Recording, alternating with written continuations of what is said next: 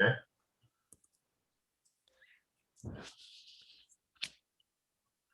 Hello, I'm Bob from the Polson Job Service. You'll be hearing also from Ian and Ron. We are all workforce consultants at the Polson Job Service, and we're doing the final of four different sessions on soft skills. And today we're going to talk first about working well under pressure. The thing about working well under pressure is it's about keeping your job. You've got to figure out that, man, I got this pressure on me because I've got to try to hang on to this job. There's deadlines. The boss says, this is your task and make sure you have it done by today. Quotas, for example, maybe you get a managerial position and the big bosses say, this is how much you have to have done. Imagine working in a newspaper and by said time every night, that newspaper has to be ready for print.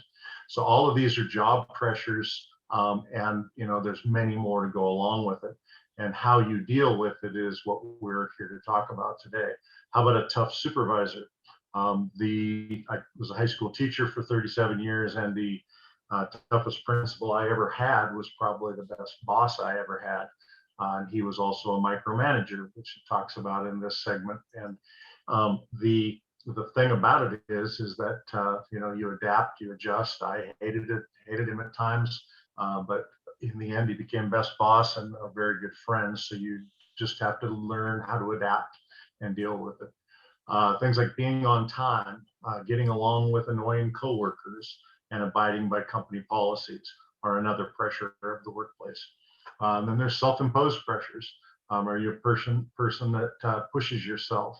Some people push themselves a little too hard, and it's you yourself not being very fair to your own person as a worker. Definitely don't shy away from a job due to pressures that accompany that job. Make sure that you understand that life provides tons of pressures.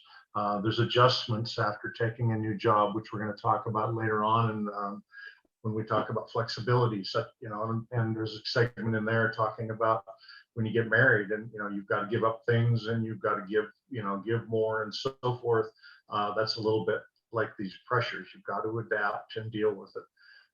Avoiding a job because of pressure in the workplace is going to add infinitely more pressures to you, because then you're going to have pressures of not being able to feed your kids, pay the bills, and keep that roof over your head.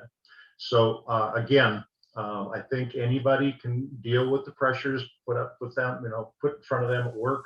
And we sure hope that you will believe in yourself and do so.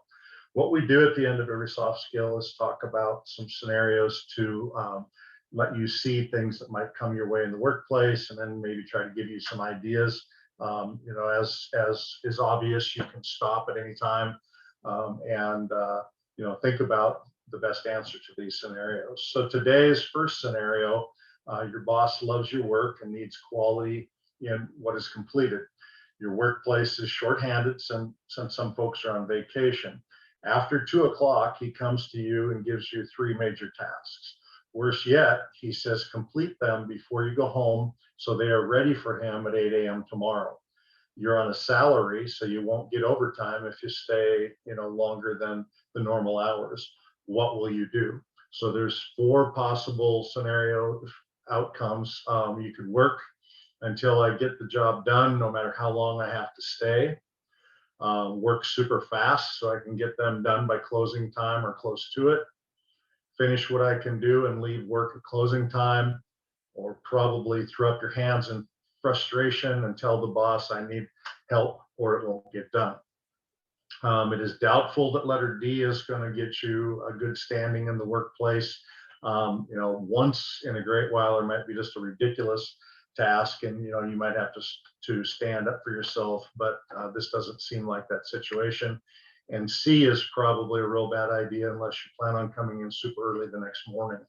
I would say probably A is a real strong option.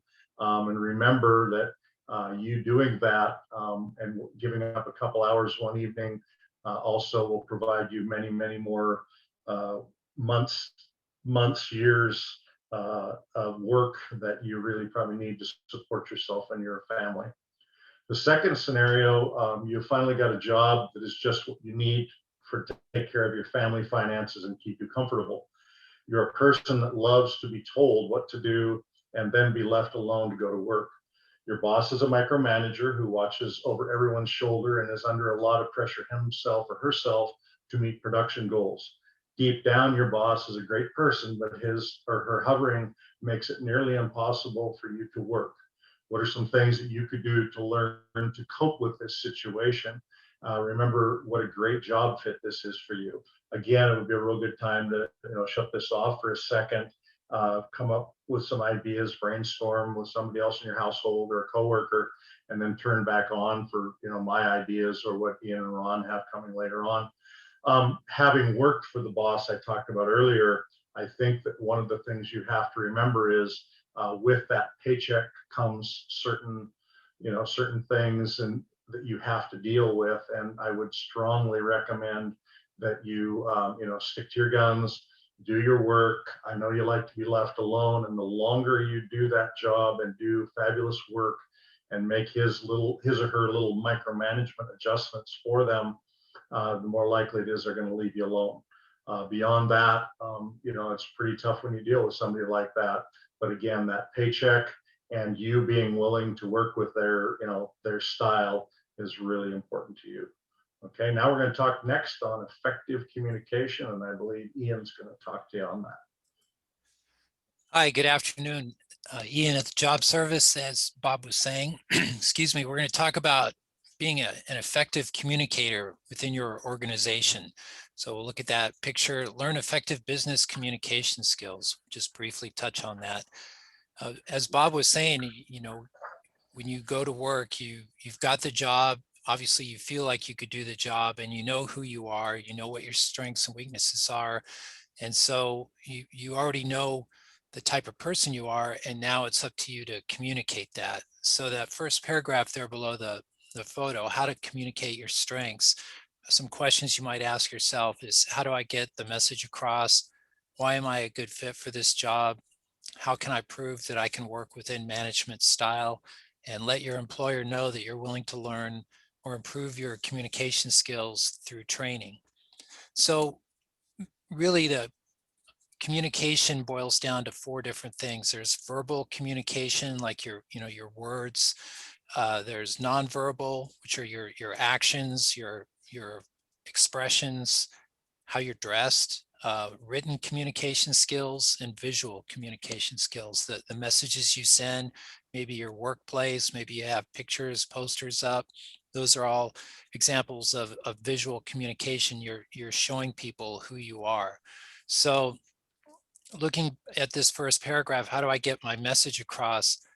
As Bob was mentioning earlier, under pressure, when he was talking about the micromanaging boss, he was talking about getting the job done, being enthusiastic, and then eventually getting that boss to back off. Well, yeah, that's how you can do that. That's a nonverbal communication. How do you get your message across through your actions? If you're a person that wants to show that they're enthusiastic and they're going to show up on time, then that's how you get that message across. It doesn't have to be you saying, I'm going to be on time every day. It's you showing up every day a little bit early and ready to go when clock reaches 8 or whatever time you start work. Why am I a good fit for this job? Once again, those are your nonverbal actions. Also your verbal actions. Are you enthusiastic when you get a task? That's how you're communicating who you are and that you're a good fit, because you're doing it with your actions and your words. Prove that I can work within management style. Once again, adapting to their style and showing that you can produce results, get the job done the way they want it done. Maybe they have a standard operating procedure that you're following and you learn, but basically that you've adapted and fit into their style. And then the last one, let your employer know that you're willing to learn and improve your communication skills through training. If you feel that there's something that you need help on, communications, remember we said they could be written, maybe there's a computer system that you need help with in order to use. Maybe you don't understand the way they have a certain way of sending electronic messages, or some mean like that that you just ask for help. You said you in every other way you're fitting into the way your organization works, but maybe you need a little bit of help on that. So you just identify that to your boss, and then they can understand if you've got a weakness there, at least you've self-assessed it, identified it, and they're going to help you with that. So the next paragraph, effective communication after you're hired. First bullet, person-to-person communication during the day. That goes back to all four of those categories that we talked about: verbal, nonverbal, written, and visual. How you're communicating with the people you work with, your body language, your words. Are you negative? Are you positive? Maybe you really want to work there, but maybe you use some negative words, and you can just turn those around and make them into positive words, so you convey that you're a team player and that you're excited to be there. Knowing my role in the workplace and staying within it, that's pretty much that's an abstract concept. You're going to have to know your boundaries, do your job that you've been assigned to do, but also as a team player, you may want to volunteer to back somebody up or assist them if they want it. And if it looks like they don't need the help, then just continue doing what your job is. And then know or learn multiple styles of communication. So modern communication. So I had to look that one up. Modern communication, what is that? That's a lot of electronic means of communication, like social media. It could be texting, or direct messaging, instant messaging. Maybe a customer has instant messaged you on the website, or maybe your boss has texted you. So just knowing the appropriate way to text back to convey a complete thought so they understand your answer or your question, but just knowing how to use those systems. And then going back to the paragraph above that, if you feel like there's some areas there that you're not strong on, ask for help. For example, some other modern communications are blogging, video chat. Just since the pandemic, many companies have gone to Zoom or Teams or other systems, and you may not be familiar with them, and you start working for a company, you don't know how to do it, everyone else is doing it, so you ask for some training on that. So that's a know or learn key there. Learn multiple styles of modern communication. But basically the message here is that you know who you are, and you fit into the organization, and now you're just communicating that you're the right person to be there, and get confidence from your boss and get promoted. So as Bob said, we have scenarios. So we'll go to a scenario for communication. And in this scenario, you can see the first two paragraphs there. To summarize it, the supervisor has told you that when you are talking to a customer, they take priority, and they take priority over any phone calls you may get. But that last sentence in the first paragraph, at the same time, you're required to answer your mobile phone when a call is transferred to you from customer service. So the situation is that while explaining the delivery process of a lawnmower to a customer who is with you in the store, your phone rings. Keeping in mind your supervisor's priorities, please choose the best response from the following options. So the first one, A, is that you put your hand up as if to signify, wait a minute, to your in-store customer, and answer the phone call right away, and answer the incoming caller's questions. So, based on what you were told, yeah, that seems like the right answer. Well, let's go to answer B. Just answer the call and turn away from your customer and be as quick as you can on the phone. Okay, that's a possibility. And C, the third possibility, while the phone is ringing, politely excuse yourself during a pause and say, I'm required to take this call, but I will take a quick message and we will continue. And then the last one is, do not answer the call at all, because you don't want to lose the current sale from the customer you're with. So I think all four of those are possibilities, but as a professional, I think you want to try to meet the intent of your supervisor, and obviously use some judgment, make your own decision. And I think for this one, we would go with C. You know, the phone is ringing, you tell your customer, like, I'm sorry, I have to take this call. I'm just going to take a message and get right back to you. So just hold on a second, please. Then you pick up the phone, tell the person that you're in a meeting, take a message, hang up the phone, get back to your customer. And that's probably seems to be the best way to make both customers happy, meet the intent of your boss, and also communicate to everybody that you're in charge, that you can handle both calls, and you understand what your boss is trying to say. Probably the worst one is D, do not answer the call, because then you possibly could lose the customer that called. They may call someone else, but it's also looks like maybe you're sticking your head under a rock. So let's go with C. But then as a follow-up, when this is over and you've got the customer in front of you taken care of, and you call the other customer back on the phone, as a professional, and you want to communicate that professionalism to your supervisor, you could talk to them later and say, just like we said, maybe talk to your supervisor. If you need more training, you could go to the supervisor and say, hey, I have some feedback for you. You know, that policy is really putting me in a tough position. Maybe the customer service they have a way that they can see I'm on a line, or I could put my phone on answer, voicemail right away when I'm dealing with a customer in person. But maybe there's another way to avoid this situation, the kind of an awkward situation. Or if they say no, that's the policy, then I guess that's how you just get used to it and say, well, here's what I'm going to do, and you outline your response like you did in section C, and that's what you go with. But at least communicate that concern back to your boss, like we've discussed in a number of other soft skill topics, where you have a problem. Make sure your boss knows about it, and they may not accept your recommendation, but at least they know you're a stand-up person that's going to give them that feedback after you've made a good judgment call.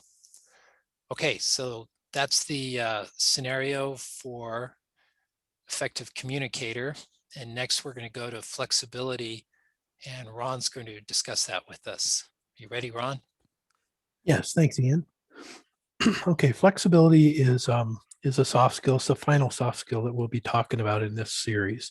Remember, soft skills are just that. They're skills that are a little ambiguous, no real set guidelines, and they require you to think on your feet. In all these skills, you're required to use your better judgment and try to play each scenario out to its best conclusion. Flexibility kind of definitely fits in that rubric.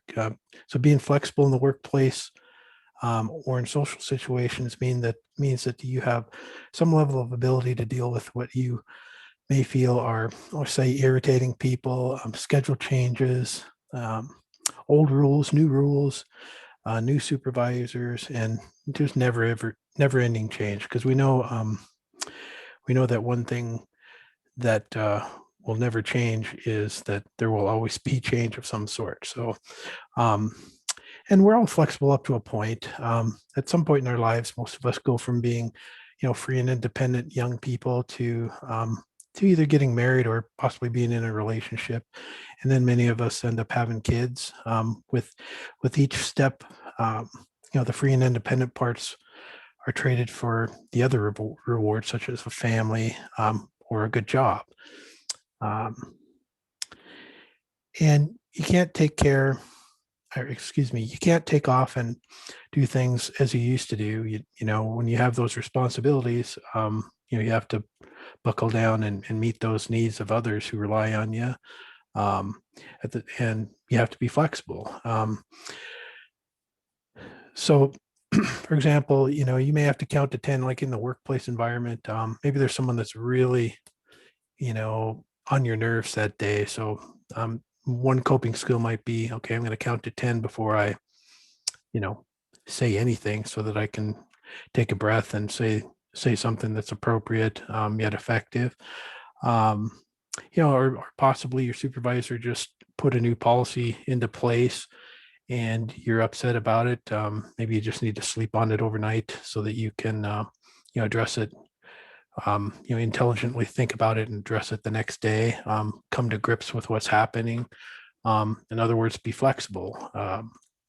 So, there are any number of scenarios where you're going to your flexibility is going to be required of you. So that I have a couple of scenarios here for you. Oh, one more thing. There are some great tips and tools on the internet that you can use.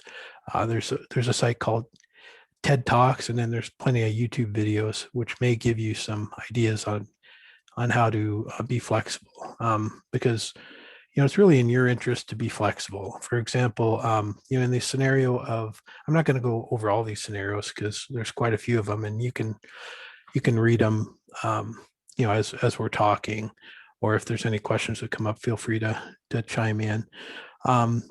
Let's say your boss announces that your workplace will go from working 5 8-hour days to working 4 10-hour days with Fridays off. Now, for some people like me, that'd be great, but for others, you may have, maybe you have your day planned out to that's the best way. So, how are we gonna be flexible on that? Maybe there's childcare requirements that you have to change, and it's all value judgment. So you have to decide, what are the consequences of being inflexible? We have a work-life balance. You don't want to miss your kid's game if it's on a Thursday night at 7 and you've just been, told that you have to work, until 8. Maybe you need to just first thing, try to figure out if someone can trade shifts with you, or to ask your supervisor if there's a workaround. Maybe you can work a couple hours Friday when you would normally have off so you can meet that need of your family. Let's say you've been offered a job paying $50 an hour and your current job is paying $15 an hour. It means that it means relocating to North Dakota, working in the oil fields where you'd work 10 days and then you'd have 5 days off. Well, on the front side, that's great money and great opportunity. And on the other side, what impact does that have on your family? So, you just have to use your judgment and be flexible. And we're all given these reasoning skills to adapt to certain situations. So one last one we'll talk about is, let's say, due to a person taking family leave, you've been asked to temporarily share her duties with another coworker. You both have training to complete her tasks. So, again, you may think, oh, well, this really shouldn't be my problem. But then you have to consider, well, if I'm in the same situation, I hope someone else will step up for me. So it's a matter of teamwork and, again, being flexible. So those are a few of the scenarios. Like I said, there's more there that you can read through and consider. And like I said, I think the main thing is consider the consequences of not being flexible, and then weigh that against your work-life balance. And with that, I'll send that back over to Bob. All right, and I think that there's some nice options in all three of these, and some good tools and tips. I think that these are going to be up on Facebook, and some of you might be listening to them a couple months from now. But it is April 20th, 2021. And, regardless whether you think you're strong in these skills or not yet, first of all, us at the Job Service, we at the Job Service can help you out and get you into one of the 350 plus jobs that we have right now. And, the employers need you. You need to believe in yourself. And, we can help you currently by phone, and down the road pretty quick here in the next couple months. We will be back in the office and would love to work with you. So, definitely, I think if you were going for an interview or something like that, you might want to, and you've watched these 4 presentations or even a couple of them, you might want to go back and review a little bit and see what's going on, just for practice situations. I was just going to say one last thing, and then I'll see if Ron or Ian have any more on this last scenario regarding flexibility. I've done a ton of interviews with people, meaning I've interviewed them. I know Ian has done a lot of these, and I'm sure Ron has too. The scenarios in the flexibility section that Ron just did, those are straight out of a book of basically good interview questions to see how you would deal with that. So not that the other scenarios are not worthwhile also, but there's some really good stuff in this last thing. So Ian or Ron have any more, or are we good to call, or are we calling it good? I just agree with you, Bob, that these these would be great questions to consider, or whether you're about to have an interview, they are great interview questions, and to apply soft skills and think of answers, or if you are in a job and just think how you might respond to those, and then, you know, transfer that lesson to your job, and hey, am I following those principles right now in my job? I think it's a good refresher or a good preparation. So I agree with you, Bob. Yeah, so that is a great point, that you know, questions that you may have in an interview are always going to, well, not always, but are often going to require you to, you know, show your potential employer your values. And so you just have to consider your values and what you are able to bring to the table to an employer. And at the same time, you know, what is your work-life balance? What are you willing to do? It's best to you know, be honest about that, rather than to get into a situation where you're going to find yourself faced with a scenario where you know, there's an expectation you're going to do one thing because that's what you said you were going to do, and then now you're not going to do it. So anyway, I think that is kind of the gist of this soft skill, or this set of soft skills. So um, so we appreciate you looking at them, and always get a hold of us at Job Service for questions or review. Okay, thank you, and tell everybody about these. We hope that they're of good use to everybody.